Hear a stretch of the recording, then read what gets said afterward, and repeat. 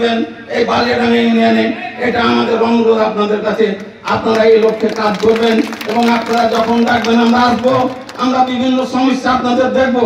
তাই ভাইয়ের আমার, আমি শুধু আপনাদের কাছে আপনারা অবিলম্বে দেরি না করে আপনারা বালিয়াডাঙ্গা ইউনিয়ন কমিটিটা আমি গঠন করব, আরো 2-3টা মিটিং করব, ওই পারে মিটিং করব, নসিবপুরে মিটিং করব। মিটিং করার পরে আপনারা যেন আপনাদের এলাকায় একটা সুন্দর কমিটি উপহার দিবেন, আমরা আসবো। এবং আরেকটা কমিটি নসিবপুরের দিকে হবে, বালিয়াডাঙ্গার ওই পারে একটা কমিটি হবে, সব কমিটিকে সম্মিলিত করে একটা ইউনিয়ন কমিটি গঠন করবো ইনশাআল্লাহ।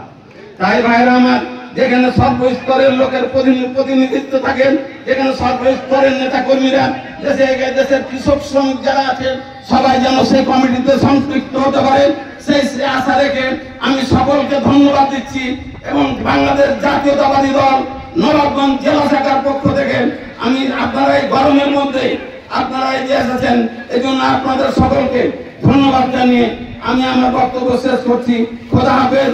বাংলাদেশ জিন্দাবাদ, বাংলাদেশ জাতীয়তাবাদী দল জিন্দাবাদ, শহীদ জিয়া অমর হক, বেগম খালেদা জিয়া জিন্দাবাদ, তারেক রহমান জিন্দাবাদ।